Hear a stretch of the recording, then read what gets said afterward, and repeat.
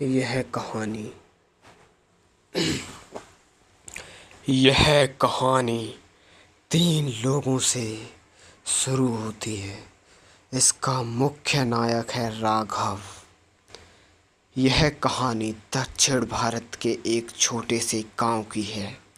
यह गांव बहुत ही शांत और सुरम्य था, लेकिन इसके पीछे एक डरावनी सच्चाई भी छुपी थी और गांव के लोग इस सच्चाई से अच्छी तरह से अवगत थे, लेकिन इसके बारे में कोई भी बात करने से डरता था।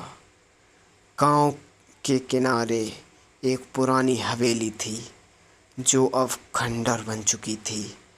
कहते हैं कि उस हवेली में एक बुरी आत्मा का वास था। कोई भी उस हवेली के पास जाने की हिम्मत नहीं करता था, खासकर रात में। एक दिन गांव में एक अजनबी आया। उसका नाम राघव था। वह एक सजीव और उत्साही व्यक्ति था जो हमेशा नई जगहों की खोज करता रहता था। उसने गांव वालों से एक हवेली के बारे में सुना और उसने तय किया कि वह वहां जाकर देखेगा। गांव वालों ने राघव को बहुत समझाया, लेकिन वह नहीं माना।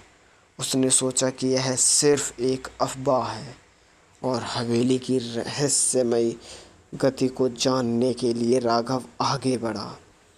राघव ने रात होने का इंतजार किया और फिर हवेली की ओर बढ़ चला। हवेली के पास पहुंचते ही उसे एक अजीब सी ठंडक महसूस होने लगी। हवेली के दरवाजे खुले हुए थे, जैसे किसी ने उसे अंदर आने के लिए बुलाया हो। राघव ने अपने कदम आगे बढ़ाए और अंदर प्रवेश किया। हवेली के अंदर का दृश्य बहुत ही भयानक था।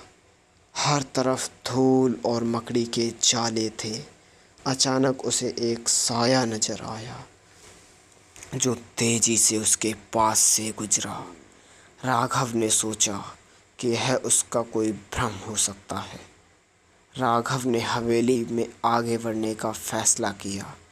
उसने एक पुराना कक्ष देखा और वहां जाकर बैठ गया। अचानक उसे किसी के रोने की आवाज़ सुनाई देने लगी। उसने चारों ओर देखा, लेकिन उसे वहां कोई नहीं दिखा। राघव ने सोचा कि यह उसकी कल्पना हो सकती है, लेकिन आवाज़ें धीरे धीरे तेज होती गईं। उसने अपनी टॉर्च अचानक निकाली और उस आवाज़ की दिशा में बढ़ने लगा। अचानक उसे एक महिला का साया नजर आया। वह साया तेजी से उसकी ओर बढ़ा और अचानक गायब हो गया।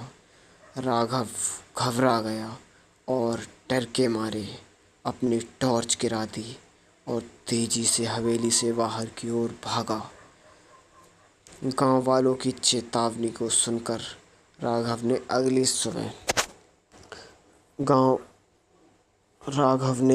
सुबह गांव वालों को अपनी रात की घटना के बारे में बताया। गांव वालों ने उसे चेतावनी दी कि वह फिर से उस हवेली के पास ना जाए, लेकिन राघव ने ठान लिया कि वह उस रहस्यमयी हवेली का पता लगा कर ही रहेगा। क्या राघव उस हवेली के रहस्य का पता लगा पाएगा? जानने के लिए हमारे साथ बने रहिए और आगे देखते रहिए। दोबारा वापसी। राघव ने गांव वालों की चेतावनी को नज़रअंदाज करते हुए फिर से उस हवेली में जाने का फैसला किया। इस बार वह दिन के उजाले में गया। हवेली के हर कोने को उसने ध्यान से देखा, लेकिन उसे कुछ खास नहीं मिला। राघव को हवेली में कुछ पुराने दस्तावेज मिले। राघव ने एक अलमारी को खोला। उसने कुछ पुराने दस्तावेज और मिले। उसने उन दस्तावेजों को ध्यानपूर्वक पढ़ा। दस्तावेजों में हवेली के पूर्व मालिक के बारे में लिखा था।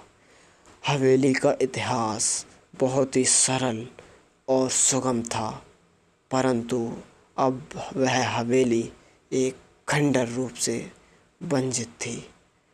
दस्तावेजों से पता चला कि हवेली का मालिक एक बहुत ही धनी व्यापारी था।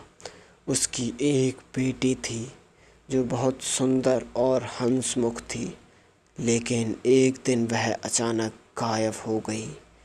कहते हैं कि उसकी आत्मा आज भी इस हवेली में भटकती हैं। राघव ने परंतु ठान लिया कि वह उस आत्मा का और उस हवेली का पर्दाफाश करके ही रहेगा। उसने गांव वालों से एक और जानकारी प्राप्त करने का सोचा। गांव के बुजुर्गों ने उसे बताया कि व्यापारी की बेटी की शादी तय हुई थी, लेकिन शादी से पहले ही वह गायब हो गई थी। राघव ने उस रात फिर से हवेली में जाने का फैसला किया। इस बार वह पूरी तरह से गाय के साथ इस बार वह पूरी तैयारी के साथ गया। उसके पास कैमरा और कुछ अन्य उपकरण भी थे। रात के समय वह हवेली में घुसा और कैमरा चालू कर दिया, परंतु बुरी आत्मा का सामना उससे हो ही गया।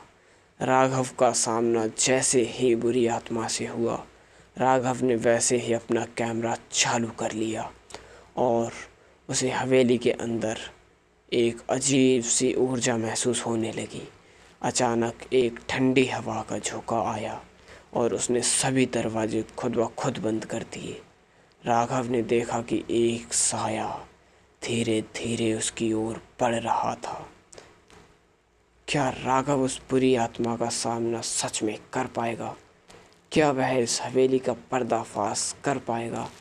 ये सब जानने के लिए हमारी आगे का एपिसोड हैज़ 1 to 2 ज़रूर देखें एंड इस तरह की कहानियों को विस्तार पूर्वक से सुनने और सीखने के लिए हमारे इस चैनल को अभी सब्सक्राइब कर सकते हो। मिलते हैं नेक्स्ट वीडियो में, तब तक के लिए बाय बाय।